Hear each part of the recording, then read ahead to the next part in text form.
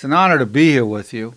This is part two of number 243, part two of The Psychology of Working for Yourself, the subtitle, Starting Your Own Business. The Psychology of Working for Yourself, part two, Starting Your Own Business. We went in on part one into the different types of business like independent contractor, investor, broker, retailer, wholesale, distributor. Talked about some of the negatives and positives, the barriers. We made a distinction between a job, a career, a calling, and a destiny. And then I said I had 15 of my own businesses, and I went into the first one, which is a photography business in Miami, where I made money at it, supported myself when I was about 22, and then I sold it, made good money selling that business. By the way, there's a lot of money to be made just starting businesses and selling them. It's great. It's great. I've sold 2 businesses in my life and did well on both sales. Both of them were photography businesses. So in the Stop Smoking Clinic, again, we talked about how you can have an advertising campaign, or you can go get PR, get the newspapers, television, so forth to come and interview you and let the public know you're there that way. And I couldn't afford advertisement, so I had that. Then also I was a nonprofit agency. It was created and as a Stop Smoking Clinic. And I was entitled to free advertisement on TV. So I just kind of fell into some of those things. So when you're in business, there's always luck. Luck. And I had some good luck in that way. So then I created my own cassette tapes to help people stop smoking. It's called Volition Therapy.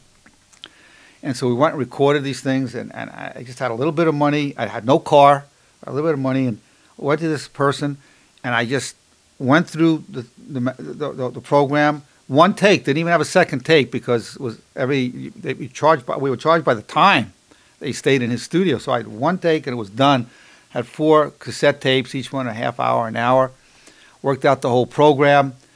Got free advertisement on TV because it was part of a nonprofit, and you got a 30-second spot on TV as a nonprofit, and sold maybe 3 or 4. Didn't sell a lot. Didn't have that part worked out. Didn't really have a good sales force, you know. It was just that part, it didn't really go. But the ideas that I worked out then on volition therapy,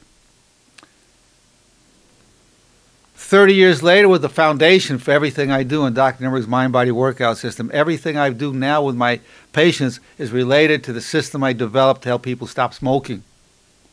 So even though I made money in the Stop Smoking Clinic, the expense I had in making the kits, I might have lost a little, might have broke even, but ultimately it led to the whole orientation I have today. It was a development off of that system, off the volition therapy. And the mind-body workout system was the foundation of where you can choose your thoughts. And you can replace thoughts of an urge towards cigarette smoking towards a thought of thinking about nice things that happened to you yesterday or things you're looking forward to. And I used to call them banquets of thoughts.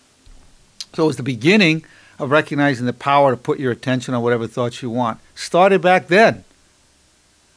So even though you don't make money on something, it doesn't mean down the line something's not going to come of it.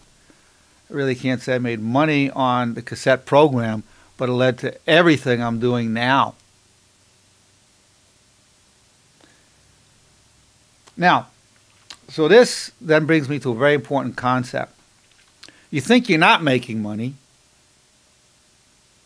but in a way it led to everything I'm doing now, which I expect to make a lot of money. So you think you're not making money, and you really are. You're building up equity and you don't even know it. Okay? Vice versa.